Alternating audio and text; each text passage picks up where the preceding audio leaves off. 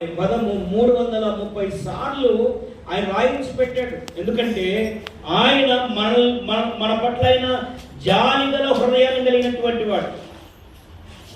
కొన్నిసార్లు మనము కష్టకాలంలో ఉండొచ్చు, ఇబ్బందికరమైన పరిస్థితుల్లో ఉండొచ్చు, సమస్యల్లో ఉండొచ్చు, అనారోగ్యంలో ఉండొచ్చు, అందరూ విడిచిపెట్టినారన్న భావనలో ఉండొచ్చు, ఒంటరిగా ఉన్నాను నేను అన్న ఫీలింగ్ లో మనం ఉండొచ్చు. కానీ దేవుడు అంటాడు, నువ్వు ఏ పరిస్థితిలో ఉన్నా నా కృప నీకు తోడే ఉంటుంది. హల్లెలూయా. ఆయన అంటాడు, ఒకసారి మహానుభావుడైన అపోస్తలుడైన పౌలు గారు దేవుని సన్నిధికి వెళ్ళి ప్రార్థన చేస్తూ ఉన్నాడంట. కొరింథీయులకు రాసిన 2వ పత్రిక 12వ అధ్యాయం 9వ వచనంలో ఆయన దేవుని సన్నిధికి వెళ్ళి ప్రార్థన చేస్తున్నాడు. ఏమన్నా తెలుసా? చూడండి, కొరింథీయులకు రాసిన 2వ పత్రిక 12వ అధ్యాయము 9వ వచనం 8వ వచనం కూడా చదువుదాం. 7 కూడా చదువుదామా? అర్థమవుతాయి. నాకు కలిగిన ప్రత్యక్షతలు బహు విశేషముగా ఉన్నందున నేను అత్యధికముగా హెచ్చిపోకున్న నిమిత్తము నాకు శరీరంలో ఒక ముళ్ళు, నేను అత్యధికంగా హెచ్చిపోకు నిమిత్తము నన్ను నలుగుగొట్టుటకు సాతాను యొక్క దూతగా ఉంచబడెను. హల్లెలూయా. దేవుని వాక్యం సెలవిస్తుంది, కొన్నిసార్లు మనము సాతాను చేతుల్లో చిక్కుబడే అవకాశాలు ఉన్నాయి. మనం ఎదుగుతూ ఉన్నప్పుడు, మనం దీవించబడుతూ ఉన్నప్పుడు, మనం గొప్పవారిగా మారిపోతున్నప్పుడు, పేరు ప్రఖ్యాతులు వస్తూ ఉన్నప్పుడు, ఇంకా ఏమి నాకంటే ఇంకెవరు, నేనే గొప్ప అనే పరిస్థితికి వెళ్ళిపోతాం. అలాంటి ఆలోచన ఎప్పుడు వస్తుందో మనము సాతాను చేతులకు వెళ్ళిపోతాం. అలాంటి పరిస్థితి రాకుండా, మనం హెచ్చిపోకుండా, మనం గర్వించుకోకుండా, మనం విర్రవీయకోకుండా, మనల్ని మనం నలగొట్టడానికి దేవుడు మన జీవితాల్లో ఏదో ఒక ముళ్ళను ఆయన ఉంచుతాడు. హల్లెలూయా. కొన్నిసార్లు కొంతమంది కనిపిస్తుంది, ఎంత ప్రార్థన చేసినా, ఎన్నిసార్లు దేవునికి వెళ్ళినా, ఎంత దేవునికి కానుకలు ముడుపులు చెల్లించినా నా రోగము పోలేదు, నా బాధలు పోలేదు, నా సమస్యలు పోలేదు, నా తర్వాత మారలేదనుకుంటా. కొన్నిసార్లు ఎన్ని ప్రయత్నాలు చేసినా అది మనలో నుంచి పోదు. ఎందుకో తెలుసా? అది నీ మేలు కొరకే అని ప్రభు చెప్తుంది. హల్లెలూయా. అది మన మేలు కొరకే. ఎందుకంటే మనకు ఏ సమస్య లేకపోతే ఇంకా మనం పట్టే వాళ్ళు ఎవరు ఉండరు, ఇంకా మనకంటే పోటీ మొగలు ఎవరు ఉండరు, మనకంటే ధనులు ఎవరు ఉండరు.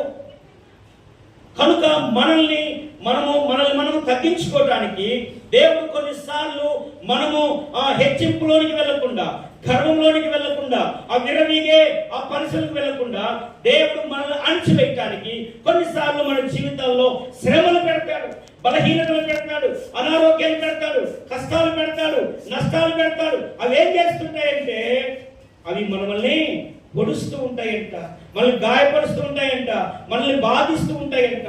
అలాంటి పరిస్థితి మహానుభావుడైన అపోస్తలుడైన పౌలు గారి జీవితంలో కూడా ఉంది. ఎందుకంటే ఆయన గొప్ప జ్ఞానవంతుడుగా ఉన్నాడు.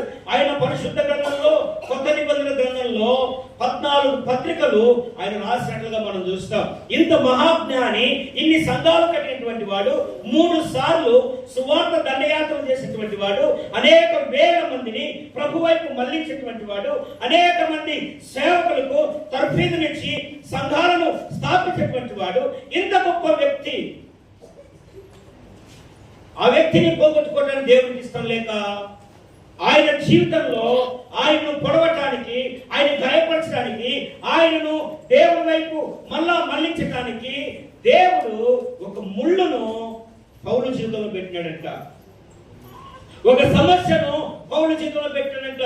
కొన్నిసార్లు మన జీవితాల్లో కూడా, మన గ్రామాల్లో కూడా మనం అంటూ ఉంటారు, మీరు దేవుని నమ్ముకున్న బిడ్డలు కదా, మరి మీకెందుకు ఈ సమస్య?